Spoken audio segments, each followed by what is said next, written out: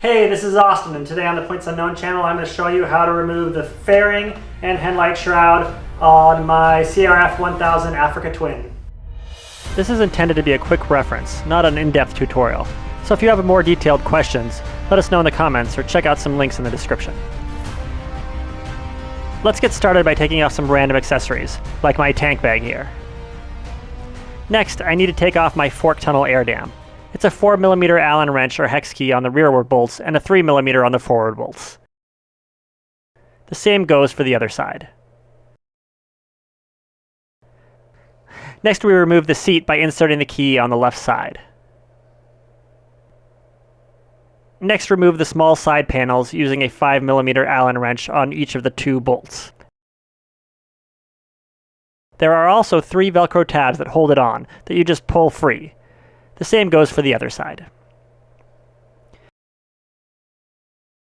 Remove 2 5mm Allen bolts at the front of the bike near the instrument cluster.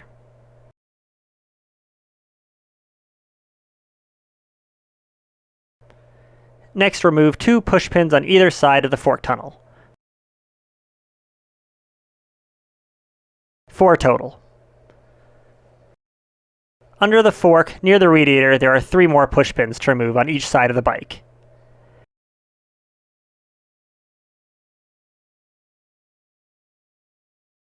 And 1 push pin in front of the forks, under the headlight on each side. And 1 push pin facing backwards inside the fork tunnel on each side. So that's a total of 10 push pins on the fairing around the fork and the fork tunnel area. With all the push pins removed, you can pull the fairings away from the bike.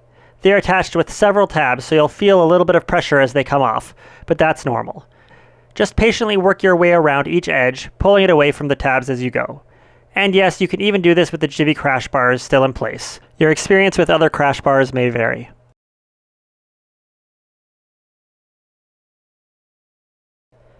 Next, let's move on to the headlight shroud.